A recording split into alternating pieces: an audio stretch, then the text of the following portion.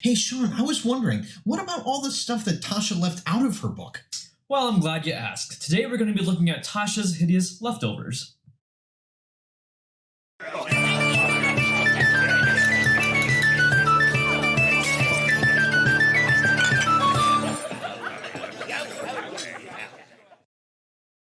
Welcome to the Homebrew Crew. I'm Tony. This is Sean. We're back again. The past week we actually had some computer issues and we recorded all of our videos without sound. Yeah, so we are kind of starting from scratch once more, but we do have a lot of great videos coming up. Just give us a little bit of time, and this is actually going to be one of them here. We're actually looking at Tasha's Hideous Leftovers, which is actually a collection from a bunch of different artists like Cassandra MacDonald, Isaac May, Brian Holmes, and Jeremy Forbing. Now, this is an awesome little book. There is a lot of stuff in here. There are a ton of stuff. Subclasses, feats, different variant rules, monsters, items, all sorts of things in this book. But there's one thing in particular that we thought really stood out, and that was the additional mechanics. Yeah, and kind of like what we saw in the other Tasha book that came out not too long ago, the mechanics and some of the new rules were actually some of the best content that we've kind of seen out of these supplements, and this kind of shows that as well. There's actually a bunch of new rules and conditions and things that you can add to your campaign, which actually add a lot of fun while you're playing. Now, this is a very, very large supplement with that, so we're only going to look at that one section, but I say we get into it. What do you think, Sean? Absolutely. All right, so here we go. And here we are down in the corner. I love this little corner. Yeah, it's very comfortable. I feel very safe down here. Yes. So let's take a look. So this is Tasha's Hideous Leftovers. Obviously, so just so you guys know, the artwork on the cover doesn't always match the artwork on the inside. Precisely, yeah. But all of the artwork is really good. Yeah, it is quite nice. So the first thing we're going to go over here is the improved investigation. Oh, investigation. You know, when you're in a dungeon or you're in a room and that one player asks, hey, I want to look at this, and you make them do an investigation check, and they fail, and then they try again, and then someone else tries again, and before you know it, you're doing like these 10 investigation checks until somebody gets it. Oh, I love that. I'll help.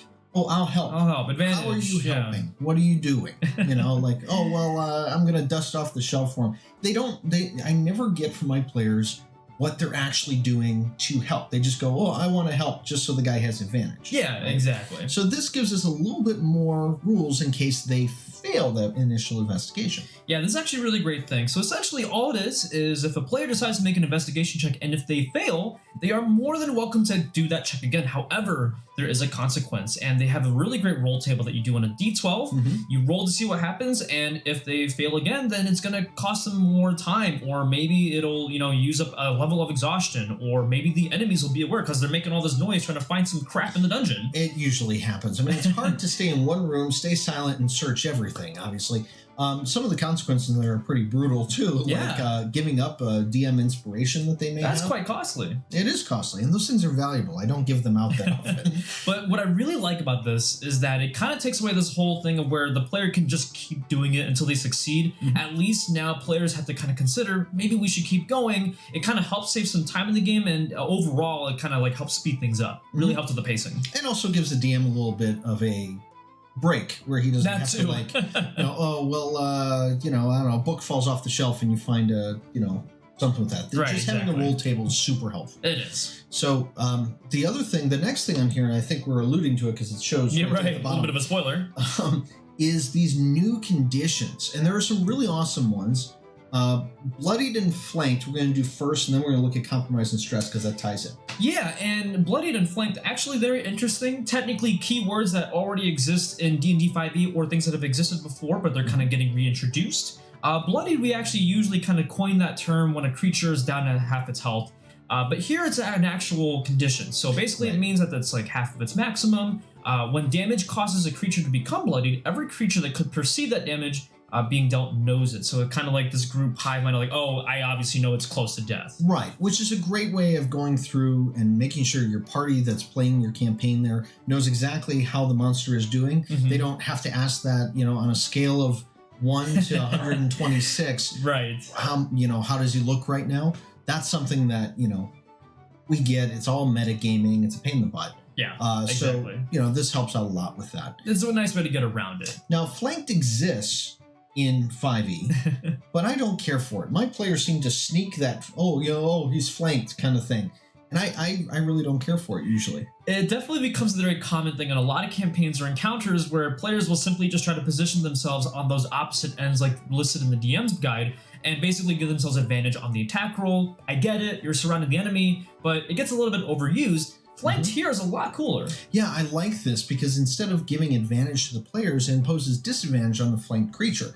So imagine the creature's there and he's got your party surrounding him. It's going to be hard for him to fend off attacks. Yes. Which makes a lot more sense. He's got disadvantage. And the cool thing that I really like is that it actually uses the creature's proficiency bonus. So basically a higher level creature is obviously more epic and more able to handle themselves, so they can actually take on more things. Because the way that they list it here is a creature is flanked whenever it is within reach of the attacks of a number of hostile creatures greater than its proficiency bonus. Right, so if it's got a proficiency bonus of 3, you need to have at least 4 people surrounding the thing in order for him to have that flanked disadvantage. Yeah, and I like that too. It gives player the idea that they're also powerful as they get stronger too. So it kind of works in both the DM and the players.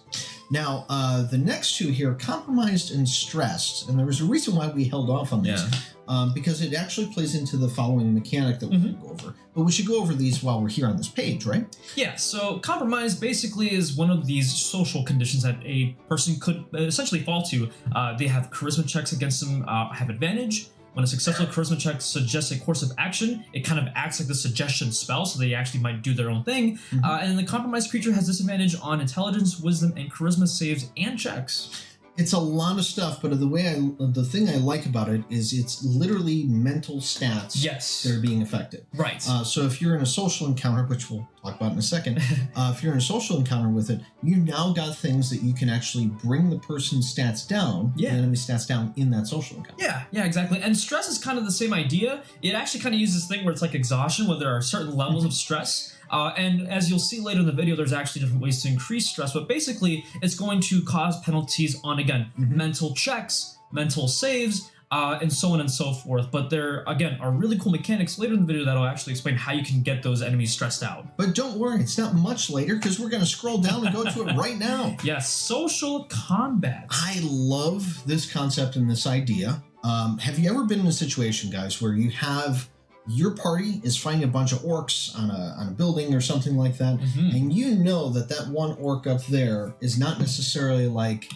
you think you can sway him, but you never get into a situation where you're talking in combat. Yes, until now. Social combat is basically this mechanic that you kind of splash in any campaign, really, and it gives players an opportunity, if they choose to interact socially in a combat encounter, actual things that they can do. So one of the things that it actually introduces is primarily the influence action. Right. And this is a pretty major thing. So you make a charisma check to inflict stress on a creature that can see or hear you. The target must make a wisdom save throw against your charisma check DC. A creature that is engaged in combat gains advantage on the save as it still has more half of its maximum hit points. And essentially, every time they're going to fail this, and depending on how badly they fail, you're adding levels of stress that we listed earlier. Right, and once again, those stress levels can do the compromised condition. They could add different types of mental exhaustion. Right, like those negative modifiers, And essentially, you're wheedling the person down. Now, you do also get bonus actions that you can do, depending on the person's stress and all that kind of stuff that you have. You can assess, reassure, and threaten. Yeah, and again, really cool that these are bonus actions because typically, even in the DM's guide, it tells you how you can, during combat, you can say like a little quip here and there as a free action. But here, having a bonus action for the social interaction is really cool. Assess is pretty straightforward. You make an insight check against a creature. If you pass, you basically gain advantage on the next charisma check or wisdom saving throw against it. So you're kind of like analyzing the situation, getting to see like, okay, what is it going to do next? You're kind of foresighting this creature. And then when we get to reassure with that, it's a charisma persuasion check, basically, right? Yeah, and this one's actually interesting. Going back to the stress levels, so you would probably do this on an ally, but essentially if you reassure on someone and pass the save, you're actually going to decrease someone's stress level. See? Useful, right? Yes. I know I could use it on a weekly basis. Yeah, I know. Someone that just reassure me, that would be great. Just come up to me, pat me on the back. You're doing nice. Well. Okay. And then lastly, threaten with that. When you hit a creature... hit with an attack roll during your turn, you can use a bonus action to half the damage dealt. Yeah, exactly. So again, having these extra bonus actions and including the influence action really adds this extra dynamic to combat. More often we kind of see fighters or powerful spellcasters kind of taking the heavy role. But here, this allows those more role-playing, story kind of people a chance to actually interact with these creatures or enemies. And do something that actually affects the combat, not just some social interaction that's between you and the DM. Right? Yeah. So this could actually help so that the wizard, when he does a spell save for somebody, they might fail that now because you've been sitting there going, you really shouldn't be following these guys. you look smarter than they do, whatever your equip is. Right, exactly. It's a great representation of using that social aspect of D&D while also mixing in some numbers to make a gameplay mechanic. Mm-hmm. Now, in case you guys missed it on that, again, that's Tasha's Hideous Leftovers is available on the DMsGuild.